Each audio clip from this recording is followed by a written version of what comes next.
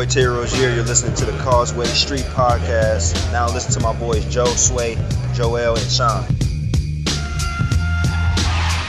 Welcome into the special edition of the Causeway Street Podcast. I am Joseph Pavone, Joel Pavone to the right of me, and we got Sean Dutra right across from me. What's up, Sean? Hey, everybody. What's been going on with the Boston Celtics? What hasn't been going on with the Celtics? Is this team in trouble or what?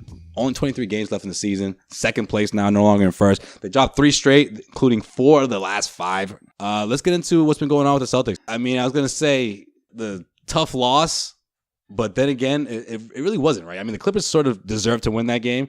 And then, of course, we had the blowout loss against the Cleveland Cavaliers.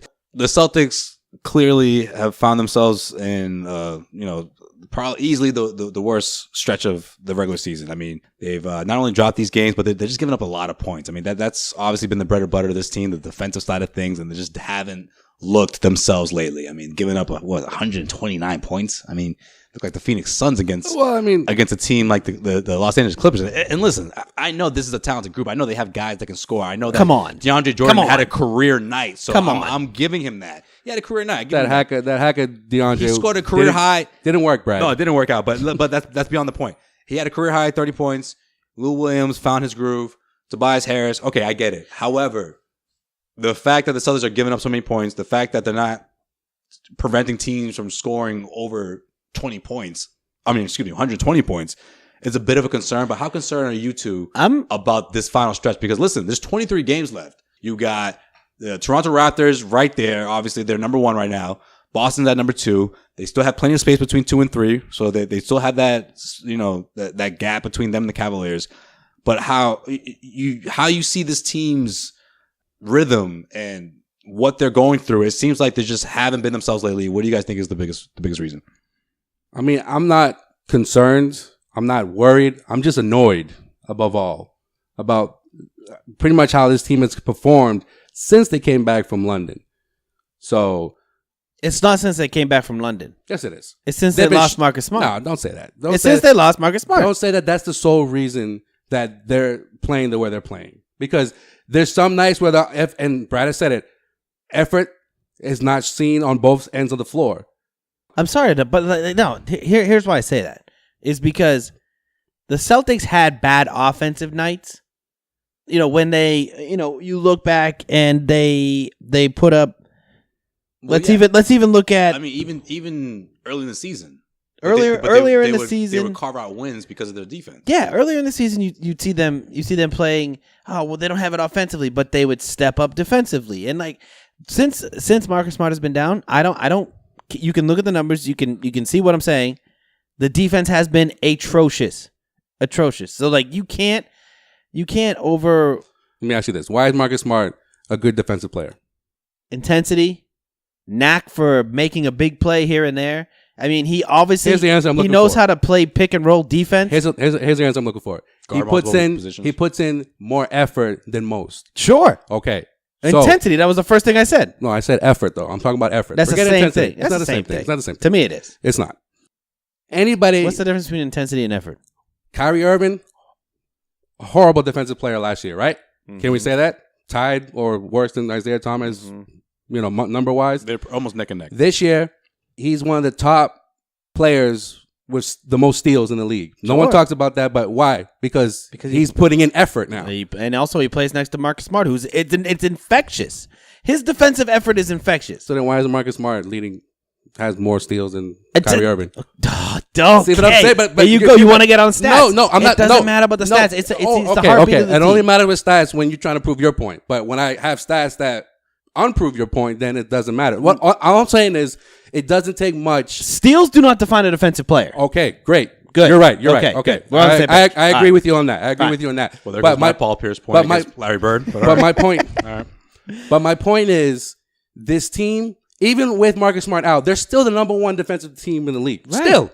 But the past 4 games though, past 4 or 5 games. So then tell me why someone like Aaron Baines is only playing like 10 minutes now. When stat wise, when he plays at least 20 minutes or more, they have like 23, 25 wins and like 5 losses. Actually, Aaron Baines for players who play over, I think it's 13 minutes a night. Thank you. He's one of the top for defensive efficiency. Defensive play. Yeah. So then why aren't we looking at Brad Stevens as more of a culprit of why they're not playing because he needs to switch these things out. Wait. It's a matchup based thing for Baines. Baines is not going to go up. Baines is not going to play if you're playing against. He still starts the majority of the games, right? Though. But he's not going to play a ton of minutes if you don't have a big man to defend. Brad's team is a lot of the time is in a situation where it's like a tug and pull situation. It's like, okay, I want to stop this team, but I need offense on the other end. Yeah. Look, Aaron Baines can get you stops, but sometimes it's just he's a liability in terms of putting up points. Not that the Celtics turn to him for points. However, I feel like offensively, when Brad needs offense, and we've talked about this a lot of times throughout this podcast, when Brad needs offense, he tends to go small. When he goes small, Baines is left out. The same thing we saw against the Houston game. I felt like Baines was doing a very good job of protecting the rim, and he started doing that once Stevens finally put him back in, towards the end of that third quarter where he had him, pretty much sat him 3 minutes into the game, and we didn't see him until that third quarter. At times, it works. However, a lot of the times, I think Brad's just looking to get the most out of his offense because let's face it, when this offense goes stagnant, when it rains, it pours. I mean, it's only Kyrie at times, and we saw that against the Clippers, right? I mean, Kyrie was the only one. Okay, Marcus Morris got it going, here and there. But when it comes to putting together points and going on a run, I mean, if Kyrie is not out there, it's very rare to see this team succeed offensively without him. The 9-minute mark, real quick. I just want to make this quick point. I know Sean wants to jump in here. The 9-minute mark. Fourth quarter, right? I felt like the Celtics, there was 3 straight baskets out of Al Horford, Terry Rozier, and Marcus Morris. And I thought, okay, this is interesting here because he's going to have to rest up Irving because Irving dropped 15 in the third quarter, right? He's going to have to rest him up for a little bit, but these guys are holding it down while Irving's out. Lou Williams completes a 3-point play. Oh, no, he sinks a 3-pointer, pulls the game within 2. Brad Stevens immediately turns to Kyrie Irving. I'm not saying it's a bad call, but I think it's an indication of when Brad Stevens sees the offense start giving up points, or when he starts to feel like, okay, I need my security blanket, he'll turn to Kyrie Irving. Another point I want to bring up is Jason Tatum, right? Oh, he's okay. He's hit. rattled. He's struggling a little bit. I'm not trying to put up excuses for him. Which I think we can expect. He is a 19-year-old, new father. He's got other stuff going off the court, but. How come they don't set him up more? Why is everything got to be ISO with him, and he's got to create his own shot? Why don't they set him up more? He barely puts up a lot of attempts to begin with, and when he's on, you see that he's a capable scorer. Set him up more. I'm gonna say that it has a lot to do with the trickle down effect when Marcus Smart isn't in the lineup.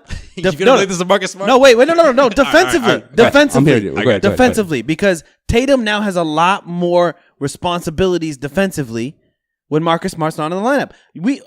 The other day, against the Clippers, he was trying to guard Tobias Harris running a pick and roll with DeAndre Jordan. Well, that goes back to Sway saying that they went small though. But that's what Marcus Smart could have been defending that. On Harris or Jordan? Harris.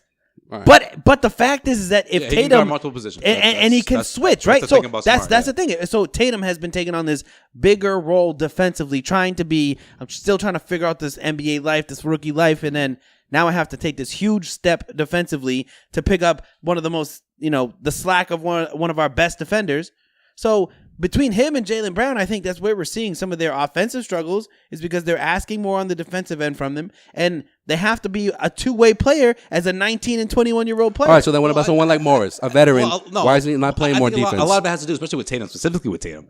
I think teams have adapted to him. They've taken away the baseline. Remember the first couple of months? Right. That was his go-to. Once he got that first step across his defender, forget it. They're trapping him now. They're making him uncomfortable on the offensive end. They're denying him. Tatum, and then when like Joel says, when they do set him up for ISO plays, boom, the double team collapses, and it's either a turnover or it's a terrible shot. You know, he's forced to take up a jumper that he's not accustomed to taking. Same thing with Jaylen Brown. Like, why? I feel like at the beginning of the season or during that lately that stretch, lately it's been like corner three or nothing. Not only that, but it's like these it's like they grab the ball at the like near the like the arc or the top of the key in that area, elbow. And they try to the elbow. Thank you. Right. And they try to just like, oh, I'm just gonna just take this whole team off and just try to use my athleticism. But then against the Clippers, he bounced the ball off his foot. Yeah, and it's like, you know what I mean? Like, remember that around the back dribble that just went to the other team? So what the fuck was that? The back, yeah. Or remember when Kyrie he tried to do like a throw pass to 3 Clippers. between three, yeah. So run a play, Brad. Well, here's my thing though. Is like you had to expect some type of regression from Jaylen Brown and Jason Tatum at some point in the season. And that's fine. I'm not saying we can't rely on them. I'm not saying that the Celtics have to rely on them, but they do have to rely on them right now. But they have no other options. It's fixable. No, I think it's fixable. fixable. I think what you're trying to say is that Brad should have a substitute plan in place. Yes, a plan for when B, these a two plan guys C. hit When that wall. exactly. Sure, but what is that? who are you relying? Yeah. Who are you Who do relying you on? turn to? Are you relying on Rozier to have a solid night every night to pick up for Jaylen Brown and Jason Tatum, or can't rely on are you Shemi relying O'Gara. on Marcus Morris, who you can't rely on really Shemi. you know what you're getting from Marcus Morris, and that's about 10 points a night. But no, Marcus Morris at halftime was like near a double-double. And in the second half, completely disappeared against the Clippers. Okay. And he needs to step up. Let's even take we're micro focusing in on the Clippers game. It's not the Clippers game. It's the fact that it's the Pacers. It's it's from the Pacers game on. Pacers, Cavs, Clippers. You could even throw the Wizards game in there because that game was closer than it needed to be. You go back to the Raptors game. Blowout. The Celtics had a chance. The Celtics had a chance to stake their claim as the number one team in the East. They played the top 4 teams, in my opinion, in the Eastern Conference, and they laid an egg. They laid an absolute egg. That Raptors game was tough, though. I mean, the Raptors were streaking. The Celtics. Kyrie just came back. Listen, okay, you pick your game you want to pluck out. Fine, but if you're gonna take the Raptors game away, then they gotta win that Pacers game, and they gotta be respectable in the Cleveland game. They have laid an egg. No, they laid an egg, man. It was bad. And you know what? All I'm gonna say is this, and this is I don't want to keep bringing this back to Marcus Smart, but I will. I think you're going to. No, I think that's what you wanted to do. The Celtics were 10-4 against top 5 teams in the NBA with Marcus Smart. Now, that doesn't include the games they didn't have Kyrie Irving or Al Horford. 10-4. Okay, and the Celtics, since Marcus Smart's been out, against top 5 teams, are 2-4. Okay, but this stretch, the games that he's missed. Why's your boy got to be punching? That's what. Yeah, well, we'll get to that in a second. But in this stretch that he's been out, 11 games, they're still over 500. They're still what? They're 6-4, 6-5 right now. Okay, so good. Let's count the Hawks, the Knicks as great wins on the season. I'm sorry, but without Kyrie Irving, yeah, those are great wins because they depend too much on Kyrie Irving. I'm talking about games that matter, playoff potential teams that you'll see in the second round of the playoffs. If you are going to go up against them, and the whole reason why, let's scratch it. That's a stupid argument, because the whole reason why we were all on the Celtics bandwagon is because they were dominating and playing great basketball against good teams. But they're still, wait. They were still coming back from double-digit defeats, though. Oh, but they were coming back. They were coming back, and they were winning against good teams. That's effort. That's what I go back to effort, which comes back to Marcus Smart. It's not all him, bro. I don't care. I don't care if you don't want to give Marcus Smart credit. Fine, you're an idiot because he is the heartbeat of this team. He is the heartbeat of this team. You're the only person that says that. He's the heart and soul of this team. He really is. He's not. He really is not. Okay, sure. I don't know who it is. You can give me an argument that Al Horford might be. You don't know who it is. It's not him. Okay. Well, that's just dumb because you're obviously not looking at the way things are playing out since he's been off the floor. But before he went down, they had 2 separate losing streaks. 4 games, the season high, and before that, another 3 games with him in the lineup. So it's not just him. Those teams though, those were the letdowns. Like that's your squad at full strength. Those games were against like the Hornets, right? Or the So that makes it better? No, but those are letdown games. They lost since they came back from London. They lost to the Sixers. Sure. They lost to the Lakers. The London trip. The Lakers. I know. All right. The London trip did have something to do with, I think, some of the sluggishness. They lost to Orlando by 26, bro. But I'm telling you, is that you can expect some sluggishness. You can expect some. But as long as Marcus Smart's in the lineup, it's okay. Look at the way the stats show you for wins versus good teams, and you tell me there's not a trend. In 10 games, how many good teams did they play against in these 10 games? They played 6 good teams, 6 top 5 teams in the NBA. Yeah, Cleveland. We talked about all the dynamic Cleveland, Warriors, Raptors, Wizards. Wizards. Warriors Raptors, So then tell Pacers, you, then Top three Cleveland. backcourts right there. Then tell your boy to stop punching shit that he doesn't need to be punching. Hey, I'm just Obviously, saying. he's frustrated because he's not playing well. Now- So and then If you want to blame it on Marcus Smart, you can, but you also can't I'm say not blaming it on that him. Marcus Smart is not the most valuable asset of this team's chemistry. I think he makes this team go, and he makes Bottom line- he makes his team run. bottom line is he at put the- the team, and Brad Stevens said this before the game, before the Clippers game. He said that he put this team in a tough situation because not only is he out, Shane Larkin's out. All of a sudden, the Celtics have essentially two guards. Kyrie was out. They have Kyrie and they have Rozier right now. So it's been tough. Obviously, on the defensive side of things, he is, especially on the backcourt. He's the heart and soul of the defense. At least. Bottom line, in You my can say that. opinion, if Danny Ainge was able to get a first round pick for him, he would have been gone. That's just bottom line. But Well, his value wasn't. That's the thing. But at the same time, He means right now, more this to team, this team than can be quantified in a trade. If this team wants to get to the NBA Finals, Marcus Smart needs to be a part of this team.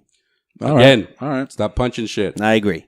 Play All better. I'm not going to argue with that. No, not play better. Hey, Brad Stevens says Just stop. Just Brad play. Stevens Well, why? says But why after did he the do it, All-Star though? break? Why did he punch it? He said because No, he's it's frustrated because with he his had play. an Instagram model trying to say he was said it. pregnant, and then he has to said get it. in that It baby came mama out of drama. his- Came out of his mouth. Hey, listen. Came out of his mouth. He Baby missed the mama final shot that he shouldn't have taken against the Lakers, and he got pissed like shit. I shouldn't have taken that. And, Bam. and he said, Bam. he said because it goes down in the DM. You guys It goes down in the DM, and You guys guess missed what? that If part. I get a baby mama that gets a one up on me, and I'm an NBA player, and then I get exposed and all this shit, I'm gonna be pissed too. I'll probably punch a mirror, do some coke off that mirror, do whatever I got to do, man. At that point, Jesus Christ, that sucks. All right. Moral of the story is We'll see what happens. Should have done some coke instead of smacking the mirror. I would, We'll yeah. I mean, but then he gets a drug suspension for 10 games, so who Well, knows what's and better. then you still find a way to defend it. Like, well, Hey, that's- okay, maybe that's why he's so Well, intense. no, Sean will be like, well, that's why this team misses him even more now because now he's going to miss another 10 games. No, but Yeah. hold on, but we didn't answer the question. Are you concerned? Or are you guys concerned? I'm not concerned. I'm just annoyed. Am really. I concerned? Because you got teams like Golden State who they're not second place, they're not in first place anymore. I don't think they're concerned. Houston, when they lost Harden for a little bit, they weren't concerned. Now they're the Well, best well, team. no one wanna- has a if you player wanna as valuable define as Marcus Smart. Okay, That's why see- they're not concerned. If you want to define concern as like these guys getting out of the top two, I don't know, OKC and Robson. I don't know. If you guys want to Robinson. define, if you guys want to define concern as like these guys getting out of the top two, I think at the end of the day, this is what you'll see at the top two. What you see right now between the Toronto Raptors and the Celtics. In what order that happens, that's really hard to determine, especially because the way the schedule is built. I mean, You even have 2 games with this. These guys face each other within 10 days.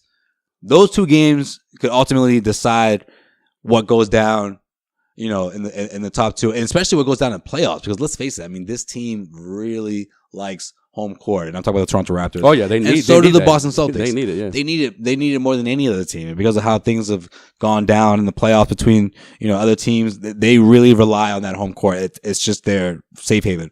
However, one thing I always will remember about that series against the Washington Wizards is that every single game in that series, the home team won. Yep.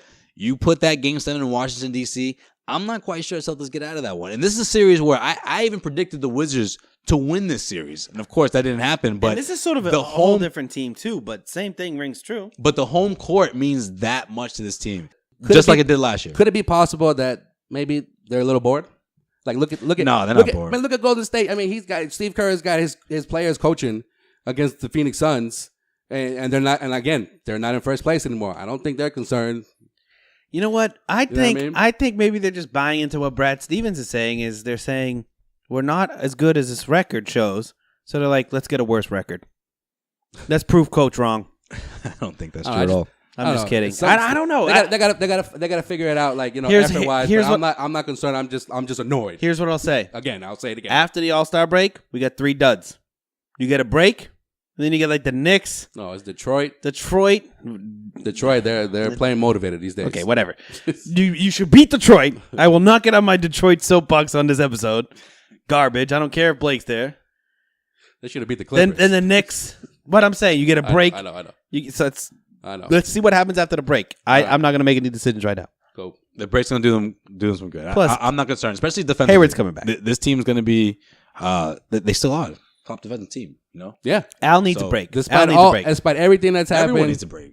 they're still the top team in the freaking NBA defensively. So Well, they gave up 120. yeah, but they also scored 119. But they gave up 120 2 nights consecutively. Not 2 nights, That's- but yeah, 2 games. Yeah. Back-to-back. They gave up about 250 points in 2 games. That's not bad. And you know what? The Lakers gave up. The only reason why I saw a stat like before I think it was the Celtics Clippers, that the Lakers had given up back-to-back games of like 268 points. And I was like, that sucks, dude. And the Celtics give up 250. This edition of the Causeway Street Podcast is brought to you by MyBookie. Head over to mybookie.ag and enter the promo code Causeway, where you can get yourself a 50% bonus. That's right. MyBookie will match your deposit with up to a 50% bonus if you join right now. Head over to mybookie.ag, enter the promo code Causeway, where you can win some cash on sports betting. It's the best site for sports. And if you haven't already, you should, because I trust them, and I don't want you to just take my word for it. I want you to go find out for yourself. Head over to mybookie.ag. Use the promo code Causeway. It's MyBookie. You play, you win, you get paid. All right, stay tuned, guys. It's coming at you. Next episode, Causeway Street Podcast. We're up out of here, guys. At Causeway Street on all social media accounts. Peace.